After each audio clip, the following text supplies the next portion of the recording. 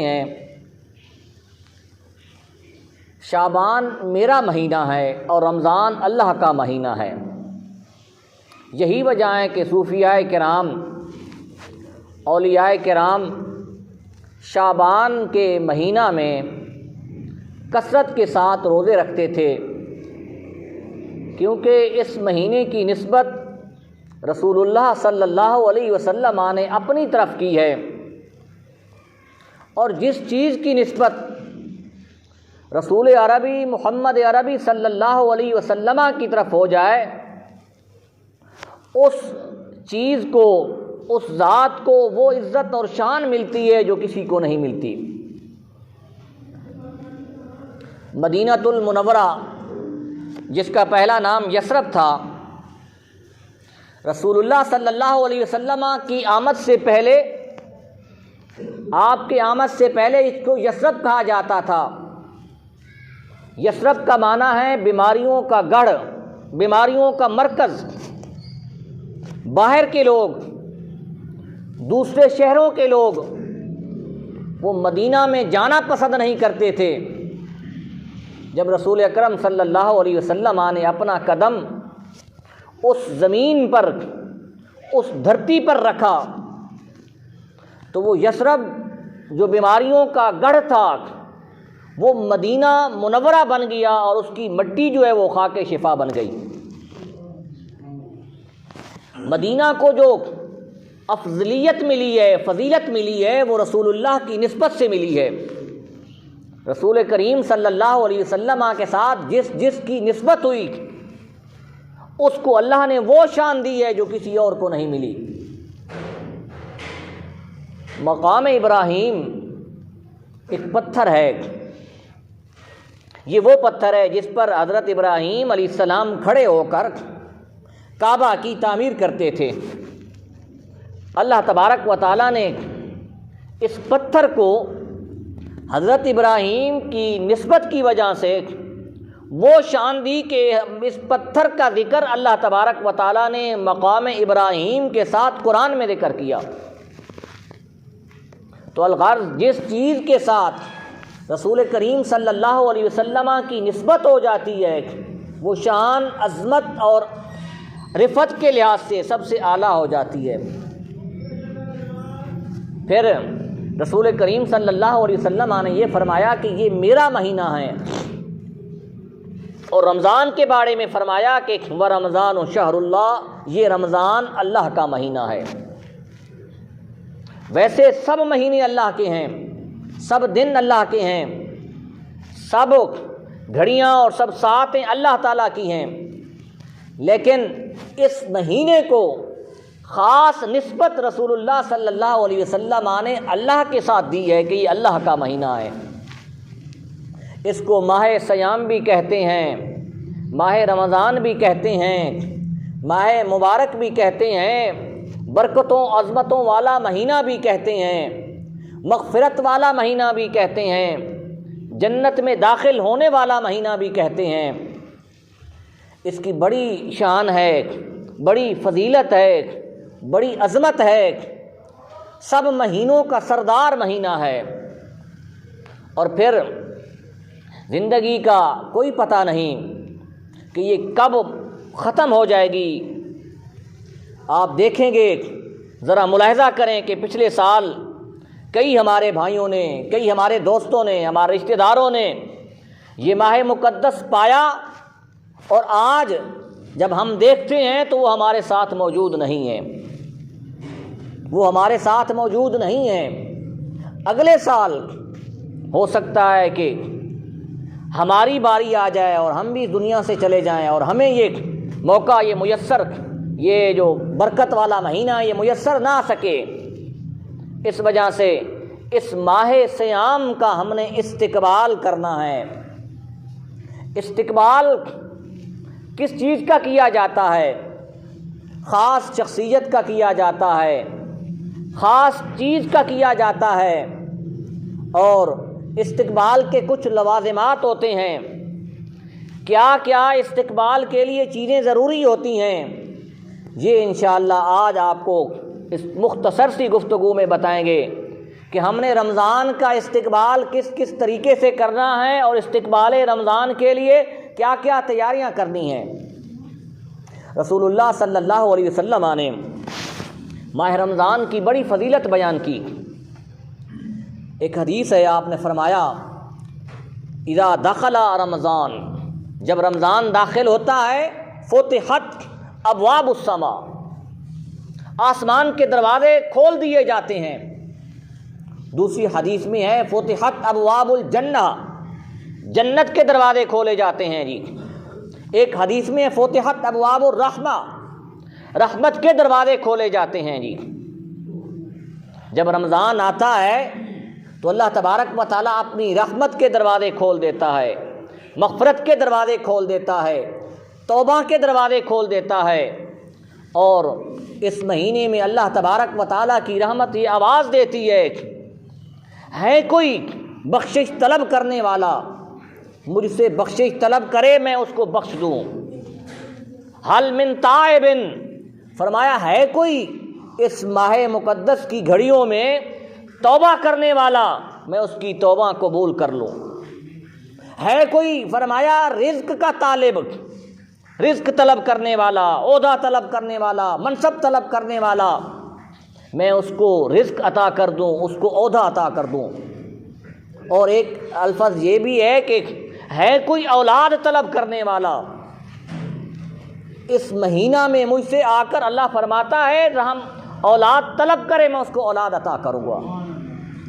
یہ رحمت کے دروازے جب کھلتے ہیں اللہ کے، اور ایک کسی نے کیا کہا کہ رحمتی، اللہ تبارک فرماتا ہے کہ رحمتی وسعت کل شیء، میری رحمت جو ہے تمام چیزوں پر وسیع ہے، اور رحمت حق بہانہ میں جوید، اللہ کی رحمت جو ہے وہ بہانے تلاش کرتی ہے کہ کسی طریقے سے میرا بندہ میرے در پر آ جائے میں اس کو بخش دوں گا جی۔ مشہور حدیث مبارکہ مجھے یاد آ گئی کہ بنی اسرائیل کے ایک شخص جو ہے 99 آدمیوں کو قتل کرنے والا، وہ شخص جو ہے وہ چلا اللہ کی بارگاہ میں توبہ کرنے کے لیے۔ اب رحمت حق بہانہ میں جویت، اللہ کی رحمت کیسے بہانے تلاش کرتی ہے، کس طریقے سے اللہ فرماتا ہے میرے بندے میرے قریب تو آ، میں تمہیں بخش دیتا ہوں جی۔ 99 آدمیوں کا قاتل، ایک کی سزا کیا ہے؟ جہنم ہے۔ ایک عالم کے پاس گیا، راہب کے پاس گیا، اس نے کہا کہ تمہاری کوئی بخشش نہیں، ایک قتل کی سزا جو ہے وہ جہنم ہے، تم نے 99 کیے ہوئے ہیں، تمہارے لیے رحمت کے دروازے بند ہیں جی۔ اس نے سوچا کہ یہ تو مجھے اللہ کی رحمت سے نا امید کر رہا ہے، میں رب کی بارگاہ میں بخشش طلب کرنے کے لیے جا رہا ہوں، اس نے مجھے نا امید کر دیا ہے، اس نے اس کو بھی قتل کر دیا۔ ایک ہنسا رہتا تھا 100 میں سے، 100 پورا ہو گیا، لیکن جستجو دل میں یہ تھی کہ اللہ مجھے معاف کر دے گا، میری توبہ قبول ہو جائے گی جی۔ حدیث پاک کے الفاظ ہے، بخاری کی حدیث ہے جی، کہ وہ شخص چلا، اس کو کسی نے کہا کہ فَإِنَّ بِهَا أُنَاسٌ يَعْبُدُونَ اللَّهَ فَاعْبُدُوا اللَّهَ مَعَهُمْ جی، کہ ایک جگہ پر کچھ اللہ کے بندے رہتے ہیں، نیک متقی، وہ اللہ کی عبادت کرتے ہیں، تو بھی جا ان کے ساتھ عبادت کر، فَاعْبُدُوا اللَّهَ، ان کے ساتھ عبادت کر۔ دوسرا فرمایا کہ اور اللہ سے وہ دعا مانگتے ہیں، تو بھی جا ان کے ساتھ دعا مانگ۔ وہ بندہ چلا، راستے میں جب پہنچتا ہے تو اس پر موت آ جاتی ہے جی۔ جب موت کے بعد رحمت والے فرشتے بھی آ جاتے ہیں، عذاب والے فرشتے بھی آ جاتے ہیں، جنت والے فرشتے بھی آ جاتے ہیں، دوزخ والے بھی آ جاتے ہیں، ان کا آپس میں بحث اور مناظرہ شروع ہو جاتا ہے جی۔ رحمت والے فرشتے کہتے ہیں کہ ہم اس کو جنت میں لے کر جائیں گے، کیوں کہ اس کا دل جو ہے وہ تائب ہو چکا تھا، اس نے دل سے توبہ کر لی تھی اور رحمت کی طرف جا رہا تھا۔ دوزخ والے کہتے ہیں جی کہ ذرا یہ تو دیکھو کہ اس بندے نے کتنے گناہ کیے ہوئے ہیں، دوسرے گناہوں کو ایک سائڈ پر رکھیں، اس نے 100 قتل کیا ہوا ہے۔ اللہ تبارک و تعالیٰ فرشتوں کے درمیان فیصلہ فرماتا ہے کہ اے میرے فرشتوں، زمین کی پیمائش کر لو، یہ ہے رحمت حق بہانہ میں جوید۔ اللہ کی رحمت جو ہے وہ بہانے تلاش کرتی ہے کہ کسی طریقے سے میرا بندہ میرے در پر آ جائے، میں اس کو بخش دیتا ہوں جی۔ اب فرشتے زمین کی پیمائش کر رہے ہیں، اللہ نے فرمایا کہ جس طرف جا رہا ہے جس طرف جا رہا ہے اگلا سفر اگر کم ہے، مطلب یہ ہے کہ زیادہ سفر اس نے کر لیا تھا اور تھوڑا سفر رہتا تھا، پھر یہ جنت میں چلا جائے گا جی۔ اور اگر پیچھے سفر کم ہے آگے سفر زیادہ رہتا ہے، اس کا مطلب ہے کہ اس نے سفر تھوڑا کیا ہے آگے زیادہ رہتا ہے، دوزخ والے فرشتے لے کر جائیں گے جی۔ اب حدیث پاک کے الفاظ ہیں کہ نصف الطریق، بالکل درمیان میں، آدھا سفر ادھر تھا آدھا آگے تھا جی۔ اللہ تبارک و تعالیٰ نے اگلی زمین کو حکم دیا جی کہ تو سکڑ جا، کم ہو جا۔ حدیث کے الفاظ ہیں کہ ایک بالشت، ایک فٹ زمین آگے والی کم ہو گئی تھی، اللہ نے فرمایا کہ اس نے میری طرف سفر زیادہ کر لیا ہے، لہذا اس کو جنت میں داخل کر دو جی۔ رحمت حق بہانہ میں جویت، اللہ کی رحمت بہانے تلاش کرتی ہے کہ کسی طریقے سے یہ بندہ میرے پاس آ جائے میں اس کو بخش دوں۔ پھر فرمایا غلقت ابواب جہنم، اس ماہ رمضان میں دوزخ کے دروازے بند کر دیے جاتے ہیں جی۔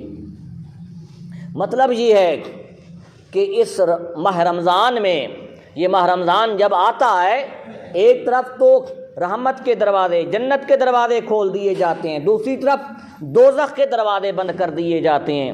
ایک اس کا مفہوم یہ ہے کہ دوزخ کے دروازے بند کر دیے جاتے ہیں جی، لاک کر دیا جاتا ہے۔ دوسرا اس کا مفہوم مفسرین نے لکھا ہے کہ اس کا مطلب یہ ہے کہ دوزخ کے دروازے بند کرنے سے مراد یہ ہے کہ اللہ تبارک و تعالیٰ اس مہینے میں اپنے کسی بندے کو دوزخ میں نہیں ڈالنا چاہتا جی، کسی بندے کو دوزخ میں نہیں ڈالنا چاہتا، اللہ تو جنت میں داخل کرنا چاہتا ہے۔ پھر فرمایا کہ اس میں شیاطین کو جکڑ دیا جاتا ہے، بند کر دیا جاتا ہے۔ یہی وجہ ہے کہ آپ دیکھتے ہیں جی کہ جب رمضان آتا ہے اللہ کے گھر آباد ہو جاتے ہیں، قرآن تلاوت کرنے والے قاری تلاوت کر رہے ہوتے ہیں، ذاکرین ذکر کر رہے ہوتے ہیں، معتکفین اعتکاف کر رہے ہوتے ہیں۔ کیوں کہ اب شیطان نے ان پر حملہ کرنا بند کر دیا ہے۔ پھر رسول کریم صلی اللہ علیہ وسلم کے بہت سے ارشادات ہیں جی۔ رسول اکرم صلی اللہ علیہ وسلم کی ایک حدیث ہے جی، آپ نے فرمایا کہ آپ ممبر پر تشریف لے گئے، یہ ممبر کے جو 3 درجے بنے ہوئے 3 سیڑھیاں ہیں، اور یہ بھی آپ کو مسئلہ بتا دوں کہ یہ جو ہم ممبر کی تیسری سیڑھی پر نہیں بیٹھتے، یہ رسول اللہ صلی اللہ علیہ وسلم کا مقام تھا، یہ جگہ اس پر آپ بیٹھتے تھے جی۔ ہم عالم جو ہیں، خطباء جو ہیں، مقررین جو ہیں، رسول اللہ کے نائب ہیں جی۔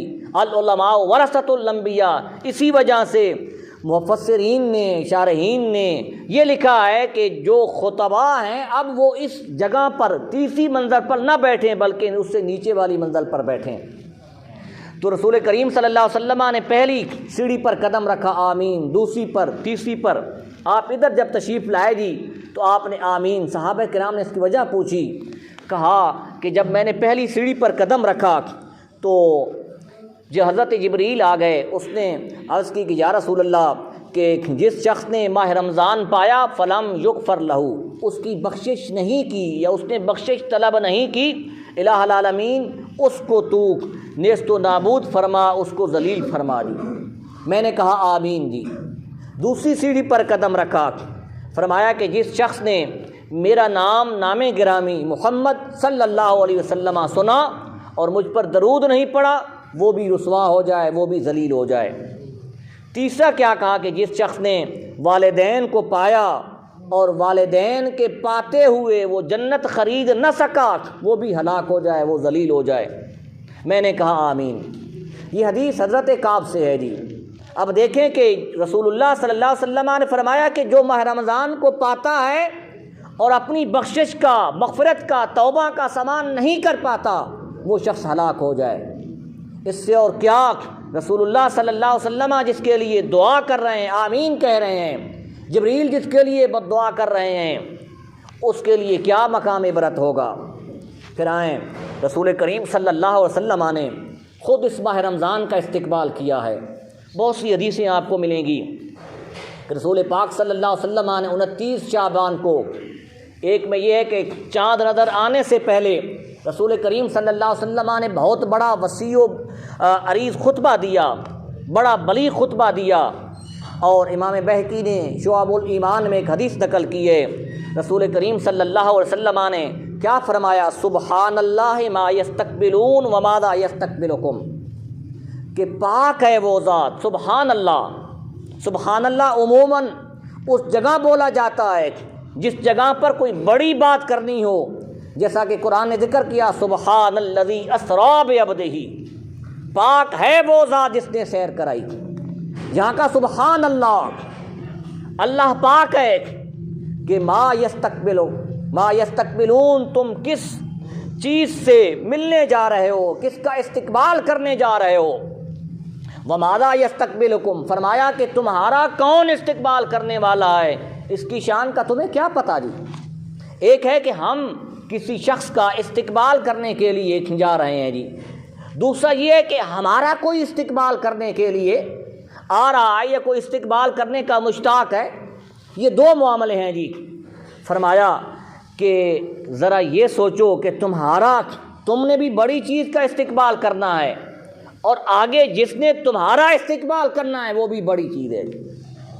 حضرت عمر بن خطاب رضی اللہ تعالیٰ عنہ عرض کی، یا رسول اللہ، کیا یہ کوئی نئی وحی نازل ہو گئی، کوئی نیا حکم آ گیا، ہم نے کس چیز کا استقبال کرنا ہے؟ حضرت عمر نے یہ سوال کیا، رسول کریم صلی اللہ علیہ وسلم نے فرمایا کہ تمہارے پاس ماہ رمضان آنے والا ہے، شہر رمضان، رمضان کا مہینہ آنے والا ہے، تم نے اس رمضان کے مہینے کا استقبال کرنا ہے اور رمضان نے تمہارا استقبال کرنا ہے۔ اس وجہ سے آپ نے فرمایا سبحان اللہ، اللہ کی حمد ہے، اللہ کی شان ہے، اللہ کی عظمت ہے کہ وہ برکت والا، وہ عظمت والا مہینہ تمہارے پاس آ رہا ہے، تم اس کا استقبال کرو گے اور وہ تمہارا استقبال کرے گا جی۔ اب ماہ رمضان نے کس کا استقبال کرنا ہے؟ ماہ رمضان نے ہر شخص کا استقبال نہیں کرنا، یہ بات ذہن میں رہے جی۔ رمضان نے ہر شخص کا استقبال نہیں کرنا، رمضان نے خاص بندوں کا استقبال کرنا ہے۔ ماہ رمضان نے اس بندے کا، اس کا استقبال کرنا ہے جس نے روزے رکھنے ہیں، جس نے نماز تراویح میں قرآن پڑھنا ہے، جس نے نماز تراویح میں قرآن سننا ہے، جس نے صدقہ و خیرات کرنا ہے، جس نے اعتکاف کرنا ہے، رمضان اس کا استقبال کرے گا جی۔ کتنا ٹائم رہتا ہے؟ رمضان نے اس کا استقبال کرنا ہے۔ حضرات محترم، ماہ رمضان جی آنے والا ہے، ماہ رمضان کی ہم نے تیاری کرنی ہے۔ ہم اپنے فنکشن کے لیے، شادیوں کے لیے، اپنے دیگر جو پروگرام ہوتے ہیں، سیاسی جلسے ہوتے ہیں، سیاسی ہمارے پاس جو آتے ہیں، ہم ان کا بڑا اہتمام کرتے ہیں، لیکن یہ اللہ کا مہینہ ہے۔ حدیث پہلے میں نے بیان کی، ورمضان شہر اللہ، اللہ کا مہینہ آ رہا ہے، یہ اللہ کا مہمان آ رہا ہے، ہم نے کس طریقے سے استقبال کرنا ہے؟ سب سے پہلا کام یہ کرنا ہے کہ رمضان کے آنے سے پہلے ہم نے اپنی مصروفیات کو کم کرنا ہے جی۔ ٹائم مینجمنٹ جس کو کہتے ہیں جی، اپنے ٹائم کو، وقت کو مینیج کرنا ہے۔ جو بڑے بڑے کام ہیں ان کو ماہ رمضان میں ہم نے نہیں رکھنا، جس کے ذریعے سے ہمارے جسم کے اوپر مشقت ہو یا جس کے ذریعے سے روزہ ہمارے جسم پر بھاری ہو، یہ کام ہم نے نہیں کرنا۔ وہ بڑے بڑے کام یا تو ماہ رمضان سے پہلے کر لو یا ماہ رمضان کے بعد رکھ لیں جی، یہ کام کرنا ہے۔ دوسرا کیا کرنا ہے کہ ہم نے ماہ رمضان میں جو اپنے ملازمین ہیں جی، جن کے پاس یہ ملازم کام کرتے ہیں یا لیبر وغیرہ ہوتی ہے جی، ہم نے ان کے لیے بھی سوچنا ہے جی کہ انہوں نے بھی ماہ رمضان کے روزے رکھنے ہیں، تو ان کے لیے کیا کیا ہم آسانیاں پیدا کر سکتے ہیں۔ پھر یہی نہیں کہ ہم اپنے لیے تو بڑی تیاری کرتے ہیں، ماہ رمضان میں ہم بڑے بڑے ختم بھی پڑھاتے ہیں، افطاریاں بھی کرواتے ہیں جی، لیکن ساتھ ہم نے کبھی یہ غور کیا ہے کہ ہمارے پڑوس میں، ہمارے محلہ میں ایک ایسا غریب بھی ہے، ایک ایسا شخص بھی ہے جو روزہ رکھنا چاہتا ہے لیکن اس کے پاس وسائل نہیں ہیں جی، اس کے پاس وسائل نہیں ہیں جی. اگر وہ روزہ رکھتا ہے تو وہ دہاڑی پر کام کرنے کے لیے نہیں جا سکتا، اور اگر دہاڑی پر جاتا ہے تو وہ روزہ نہیں رکھ سکتا. حضرات محترم، ہم نے ان ہمسایوں کا، ان غرباء کا، ان کو بھی تلاش کرنا ہے، آئیڈینٹیفائی کرنا ہے کہ ایسے کون سے لوگ ہیں جن کی ہم کسی ذریعے سے، کسی طریقے سے ہم ان کی مدد کر سکتے ہیں. مدد کرنے کے بعد تاکہ وہ بھی اللہ کے گھر حاضر ہوں اور اللہ کی بارگاہ میں وہ روزے رکھ سکیں جی. پھر اور بھی ہم نے ماہ رمضان میں جو ہماری لایانی اور فضول مصروفیات ہیں اس کو بھی ہم نے ختم کرنا ہے. کوشش یہ کرنی ہے کہ ہم نے زیادہ سے زیادہ وقت اللہ کی بارگاہ میں گزارنا ہے، اللہ کی بارگاہ میں گزارنا ہے. اور پھر ماہ رمضان کے لیے ایک بڑی اور بھی تیاری یہ بھی ہے کہ یہ جو زکوٰۃ ہے، انشاءاللہ آگے کسی ایک جمعہ پر اس کے بارے میں مکمل مفصل بیان کریں گے کہ ماہ رمضان میں زکوٰۃ نکالنے کا بھی اہتمام کریں جی. ہمارے پاس جو رزق بہت بڑا ہے جی، اس رزق میں جو برکت نہیں ہوتی، اس برکت کی ایک نہ ہونے کی وجہ، سب سے بڑی وجہ یہ ہے کہ ہم اللہ کا حصہ نہیں نکالتے. اللہ کا حصہ جو مقرر ہے، زکوٰۃ 2.5% جو ہے، وہ اس ماہ رمضان میں نکالنے کا اہتمام کرنا ہے. حضرات محترم، یہ ماہ مقدس آنے والا ہے، اگلے سال ہو سکتا ہے ہم اس دنیا میں رہیں یا نہ رہیں جی. یہی غنیمت ہے ہمارے لیے. یہ ماہ مقدس برکت والا ہے، مغفرت والا ہے. اس میں اللہ کی بارگاہ میں ذرا ہاتھ اٹھا کر ہم دیکھیں تو صحیح کس طریقے سے وہ ہماری دعاؤں کو قبول کرتا ہے، کس طریقے سے وہ ہمیں بخش دیتا ہے، کس طریقے سے وہ ہمیں عطا کرتا ہے. اس ماہ مقدس کی ہم نے تیاری کرنی ہے. دعا فرمائے کہ اللہ تبارک و تعالی ہمیں کلمات حقہ پر عمل کرنے کی توفیق عطا فرمائے. وما علینا الا البلاغ المبین.